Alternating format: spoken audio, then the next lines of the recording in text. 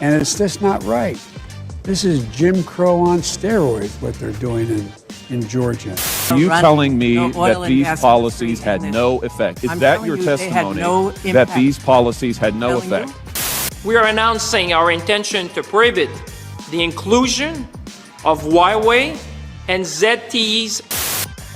I know we're late, but holy cow, I compiled some great stuff on the whole Georgia voter suppression law. Remember that a year ago, Jim Crow on steroids, as said Joe Biden? Also, Canada did something right. Josh Hawley torches the energy secretary, trans inmates, and a whole lot more coming up on this episode of Daily Caller Live. My name is Jobob. Daily Caller Live starts right now. 2, 1. Here we go! Might be the only brown guy on earth named Jobob. That is actually her name, Jobob. Live from the dingy bunker, completely cut off from the outside world, except for you fine folks. My name is Jobob. This is Daily Caller Live. Thanks so much for tuning in on today. It is May 20th, the year of our Lord 2022. Happy Friday. You're going into the weekend full of possibilities. Anything can happen this weekend, within reason, of course. But what can't happen is the level of hypocrisy coming from the Biden administration a year ago and how it's turned out today. Do you remember the voting laws in Georgia? You know what? We're just going to go right to that because, well, I'm excited about it. I'm a little bit hot to trot about this. Everyone, if you will, if you're watching this, I would please ask if you could put on your I told you so hat, because this segment is going to get a little wild in the I told you so department. Do you remember a year ago when Joe Biden and the rest of the liberal media and the Democrats and everybody around the country said the Georgia voting laws are racist and they're suppressionist and they're trying to stop people from voting, black people in particular? Well, guess what? Voter turnout ended up being higher in Georgia in this particular time as it relates to last midterm cycle. So from 2018 to now, the two most comparable midterms, not only are they higher, but Georgia voter turnout is at triple the rate that it was in 2018. But wait a minute, the suppression of the vote. They're suppressing votes. Black people can't vote in Georgia because they can't get an ID. I would like to play a montage here of a couple different people. Again, didn't have a ton of time to put a ton of these together, but maybe we will over the weekend. But remember this when they were talking about the Georgia voting law way back when? Watch this.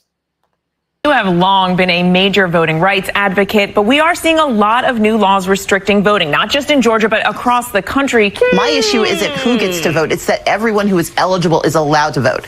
President Biden adding his voice to the calls to move the MLB all legislation that restricts voting rights in Georgia. I would strongly support them doing that. This is Jim Crow on steroids. Feeling the pressure from black business leaders, activists, and boycott threats, Georgia businesses like Delta and Coca-Cola are now speaking out against the state's new voting law as well. Let me be crystal clear and unequivocal. This legislation is unacceptable. Do you see similarities between the voter suppression strategies happening right now in the South and throughout the country and the ones that we saw in the past? Absolutely. I do see that. It seems to be Jim Crow on steroids. And it's just not right. This is Jim Crow on steroids, what they're doing in Georgia and 40 other states. What it's all about. Imagine passing a law saying you cannot provide water or food for someone standing in a line to vote. Can't do that? Come on. Oh, come on, man. This is from the Post-Millennial. Despite passing an election security law last year that critics claimed was voter suppression, and President Joe Biden comparing it to Jim Crow, which, holy cow, we'll touch on that again. We've talked about this. That's probably the worst thing I think a sitting president has ever said. we'll talk about that in just a quick second. Georgia has seen record-breaking turnout for early voting. According to data compiled by Georgia Votes, 540,000 people, it's not exactly 540,000, but we're rounding, people have cast ballots in the state as of Tuesday, far outpacing the 180,000 votes by the same point during the 2018 midterm primary elections. The number has even outstripped those of the 2020 presidential elections by about 156%, despite election officials at the time encouraging elderly and mail-in voters to decrease crowd size during the coronavirus pandemic. So not only did voter suppression, not only did people stop voting, the numbers tripled. Remember when the whole idea was we're suppressing the vote by passing simple and standard and straightforward and common sense voter security bills? Now it's tripled. I don't know. How do you feel about this? Let me know in the comment section. Maybe you'll go read some comments. Sometimes I can read comments. Sometimes I can't read comments. Lots of Let's Go Brandons. Let's go Brandon again. Wow, the more untoward Let's Go Brandon. Yeah, this is clear and easy to see. Now, so just to get back to this whole idea of like the whole Jim Crow on steroids nonsense, remember, Joe Biden called the new voting law, which required an ID to vote and didn't have places closing at 2 in the morning because nobody needs to vote at 2 in the morning. It got rid of 24-hour voting centers, which weren't necessary to begin with. It basically reverted back to previous election rules before the coronavirus. Remember, there was a big pandemic and a lot of things changed in 2020. Probably not legally, but we won't get into that. But just reverting back to normal practices, Joe Biden called it not only Jim Crow on steroids, where in the Jim Crow era, remember, black people were beaten in the streets for the awful sin of voting, which is terrible. One of the worst things the American people have ever done. Jim Crow was terrible, absolutely awful. So not only was it Jim Crow, it was Jim Crow on steroids, a heightened version of one of the worst times in American history. That's what showing an ID was to Joe Biden. And also that idea of, well, you can't give water to people in line. No, you can't give anything to anybody in line. There are water stations, and if you would like to get water to drink in line, you're more than welcome to do that. But obviously, you can't give anything to anybody in a voting place because electioneering is illegal everywhere and always has been. If you don't know what electioneering is, I can't give people water in line because what happens if I show up in my AOC t-shirt and start handing out water? Well, then somebody in a MAGA t-shirt is going to show up and start handing out soda. Then another person in a Bernie t-shirt is going to hand out sandwiches. And then a person in, a Ron DeSantis t-shirt is going to show up and pizza. And it doesn't end. You can't do that. It's not a workable system, and it would severely handicap voting overall in the United States. So that whole thing in and of itself is dumb. So there is that. The bill implemented an ID requirement for absentee voter requests and mandated 3 weeks of early voting, including availability on weekends. Jim Crow on steroids. It's the worst thing since lynching black people for voting in the South. Yeah, Joe, real good analogy there. James Clyburn echoed that in that other previous clip. But oh my goodness, there's that. A lot of the comments, again, I would love to read more of these, but I can't because you guys use bad words. So, yeah. What else did he say? Okay, so I also tweeted something today that I thought was, I don't know, kind of interesting. Georgia triple voter suppression. Oh, yeah, where you at? MLB, Delta, Coca-Cola. We saw the CEO of Coca-Cola in that little compilation video saying this is completely unacceptable. I'm not sure where he is, and I probably did his accent terribly, and I apologize for that. But he's saying this is completely unacceptable. Delta says this is completely unacceptable. The MLB moved their All-Star game for laws that would inevitably triple the amount of voters in the state of Georgia. So get out of here with your whack nonsense. This is voter suppression garbage narrative, you Looney Tunes dum-dums. Robert says 4,000 mules. I haven't watched that, and I'm not going to, probably. I don't know. I can probably be convinced. The 2,000 Mules documentary, we haven't talked about it at all. And I have nothing against Dinesh. I have nothing against any of those people. I've said this a number of times privately. I don't need any more convincing that we need voter security. It's like you're telling me, hey, you're wearing a hilarious t-shirt. And I am wearing a hilarious t-shirt. And I say, yes, I agree with you. I'm wearing a hilarious t-shirt. And then you say, no, here's all the reasons why this t-shirt. No, I was already on your side. And so the 2,000 Mules thing, I'm sure, is a fascinating documentary. You didn't need to convince me anymore, so I probably won't see it. So I don't know why I felt the need to tell you all that. But let's see. Where do we want to go from here? Oh, my goodness. This is a clip. Senator Josh Hawley torched the administration's energy secretary on whether or not the Biden policies at all had any effect on gas prices, inflation as a whole, but gas prices specifically. Watch this from Senator Hawley. It's unbelievable. Check this out.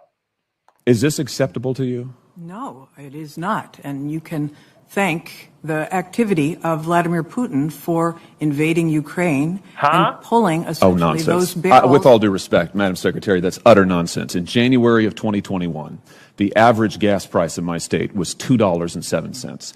8 months later, long before Vladimir Putin invaded Ukraine, that price was up over 30%, and it has been going up consistently since. What are you doing to reverse this administration's policies that are drawing down our own supply of energy in this country, that are throttling oil and gas production in the United States of America? What are you doing about it? With respect, sir, it is not administration policies that have affected supply and demand. How can you say that when the price of gas was up over 30% from January to... you answer my questions, and it's my time, Madam Secretary, so why don't you answer my question? From January to August, the price of gasoline was up over 30%. In my state alone, it has been a continuous upward tick since then. And here's what your president did when he first came to office. He immediately re-entered the Paris Climate Accord. He canceled the Keystone Pipeline. He halted leasing programs in Anwar. He issued a 60-day halt on all new oil and gas leases and drilling permits on federal lands and waters. That's nationwide. That accounts, by the way, for 25% of U.S. oil production. He directed federal agencies to eliminate all supports for fossil fuels. He imposed new regulations on oil and gas and methane emissions. Those were all just in the first few days. Are you telling me that's had no effect on our energy supply? 94% of the oil and gas executives that were surveyed by the Dallas Fed said that administration policies had nothing to do with the increase in the price of oil. I'm not interested in opinions of these people. I'm interested in the facts. Are you telling me that these policies had no effect? Is that your testimony that these policies had no effect?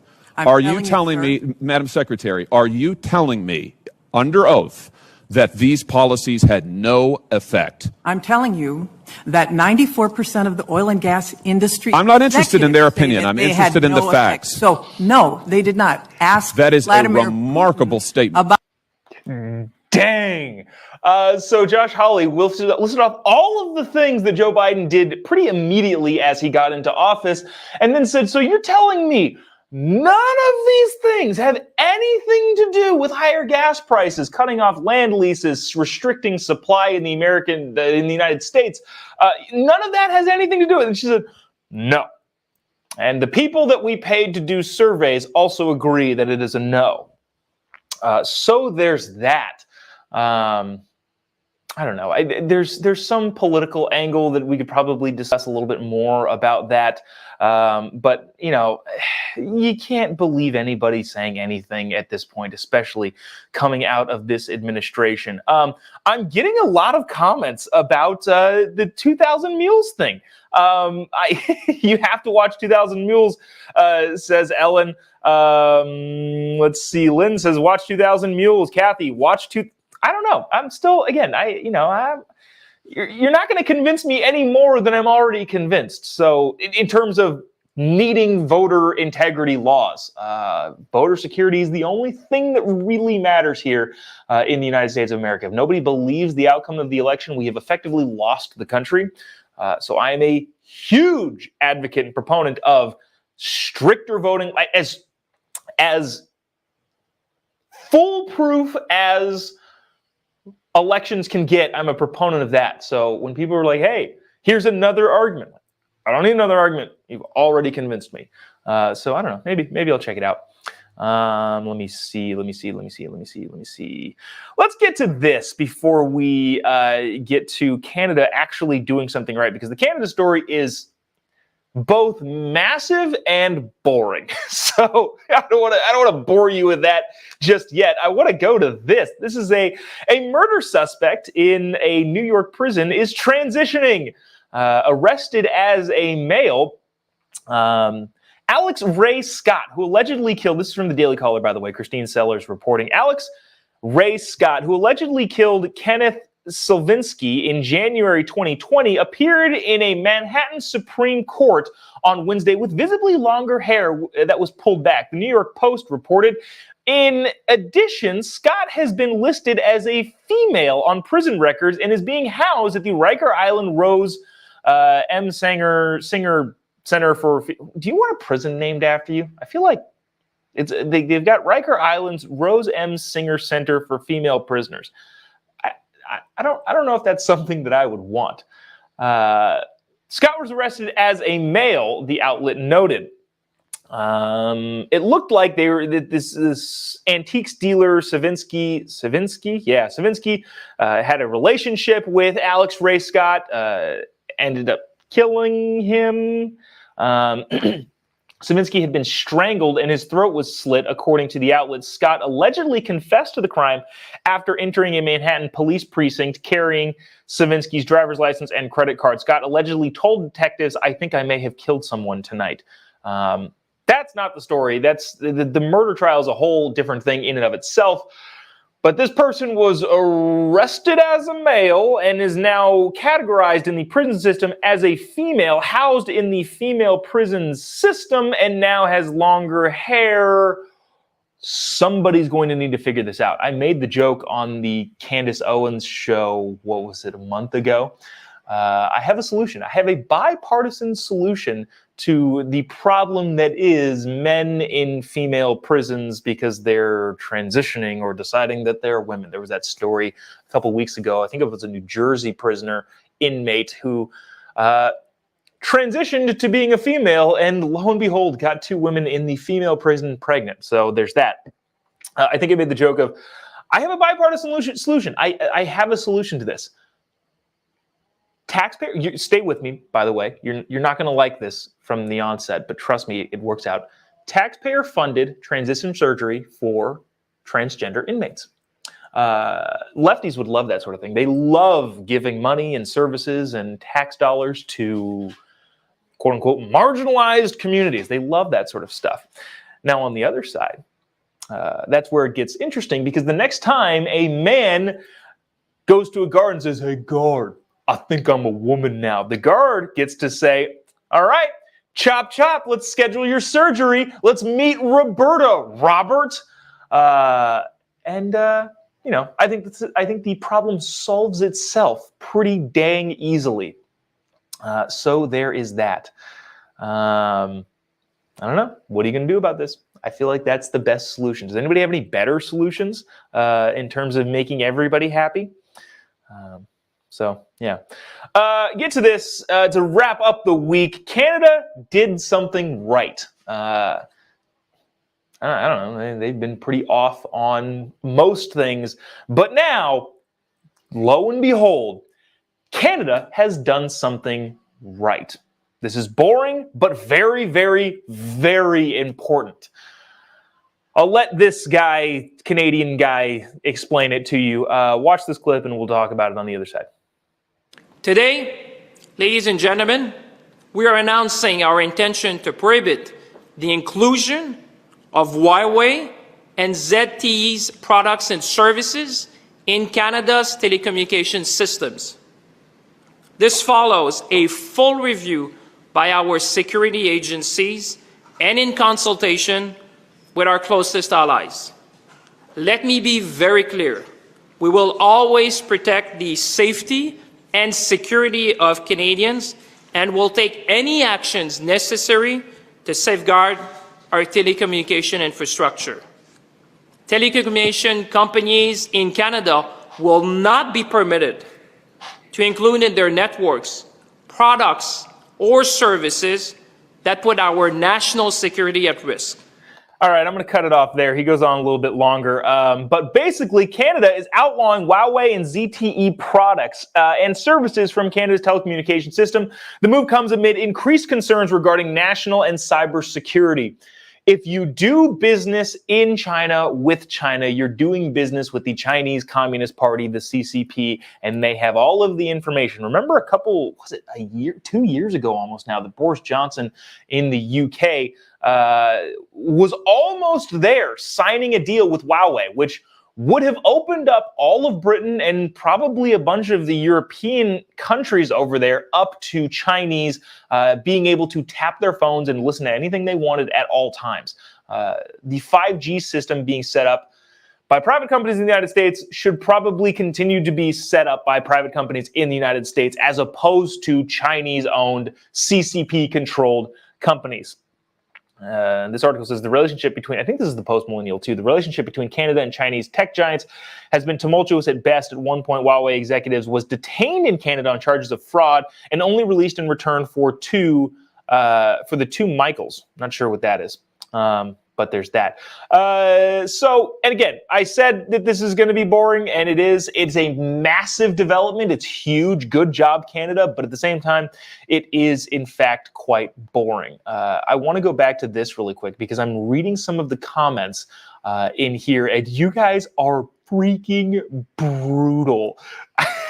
When it comes to the comments on the transgender stuff, I gave you my little analogy about not analogy, but my solution, my bipartisan solution. And dang it, I wish I could bring some of these up, but it's basically my solution. If you're just now tuning in, if you're listening to the podcast, sorry that I'm repeating myself here, but the solution that people are talking about is, or that I'm providing is, well, hey, yeah, just taxpayer-funded transition surgery for inmates, because I guarantee you men are not going to want to transition if they got to go under the knife to do so. JC, maybe? I'm not sure. So they're already doing that here in California. Yes, okay, make it mandatory. How about that? I think we can all probably come to an agreement here, and I think that would stop the problem. Riyadh, I think, sorry I'm not pronouncing that right, says it's the best solution. I agree. A lot more that I can't read on the air, but again, I'll just say this. You guys are brutal when it comes to that sort of thing. So there's that. Really quick, just to touch on the baby formula shortage. I tweeted this out or posted it on my Instagram page, and I wanted to get to it. So you've seen these headlines probably everywhere. Actually, I'm not sure. I don't know if you guys watch non-friendly news outlets. I take in quite a bit of news. I read the New York Times. I read the Washington Post. I watch MSNBC and CNN sometimes. Just to get a bigger perspective of where things are going. Gavin Newsom, Governor Gavin Newsom of California, posted this yesterday. And this is the headline that's making the news all around your lefty media. 192 Republicans voted against funding for the baby formula shortage. They're hitting a bunch of Republicans saying that, well, they voted against funding for baby formula. Let me read this H.R. 7790. The emergency funding from the bill would have been used, this is a summary, to increase the number of FDA inspection staff, more government money going to people and not actually doing things, provide resources, more government money for personnel working on formula issues, help the agency stop fraudulent baby formula from entering the U.S. marketplace, and improve data collection on the U.S. formula market. So none of that is going to actual production to stop the baby formula shortage. Just so you're clear, when you see that headline, 192 Republicans voted against baby formula, that's not what's happening. We talked about this last week. I posted a reel about it over the weekend saying that this happens all the time. They put this floofy title on bills like this baby formula bill, and then people vote against it because it's not actually what the bill is. It's more funding for, it's basically expanding more government. It's just more government. It's more people doing less things because that's what the government does. So when you see these headlines that say 192 Republicans voted against the $28 million emergency funding to address the baby formula shortage, it wouldn't have addressed it at all. I don't have a chyron for this, but when you see stuff like this, that's exactly what's happening. I, again, posted a thing about it yesterday. You can't be cynical enough about politicians, about the codification of Roe versus Wade bill that was never intended to pass. They strictly wanted to get Republicans on the record voting against it. So yes, 192 Republicans voted against a bill that would have expanded the government and done nothing to actually address the baby formula shortage. So there's that. If you're seeing that headline, or if you're seeing those arguments being made, I don't know, wherever it is that you are. That's going to do it for us over the weekend. Oops. What's happening here? What is going on? There we go. No. This one. That's going to do it for us today. Appreciate you tuning in, sticking around. If you haven't already, give me a follow on any of your social media platforms. Let me pull those up really quick. Yeah, type in Jobob to pretty much anywhere. You'll be able to find me. Instagram, Twitter, Facebook, YouTube. I've gotten way more Twitter followers in the last couple days. So I've been tweeting more now. Maybe that's the reason why. So maybe you can give me a follow on Twitter. We can converse on there about things that are going on in your neck of the woods. We can talk about the ridiculousness of this nonsensical argument that voter suppression is happening, because it's not, clearly not. It's triple that. But yeah, I don't know. Give me a follow on any social media platforms. We will see you next week, Monday. What's that? The 23rd? If anything happens over the weekend, we'll bring it to you then. Thanks so much for tuning in. Appreciate you each and every day watching Daily Caller Live. We'll see you then. God bless America.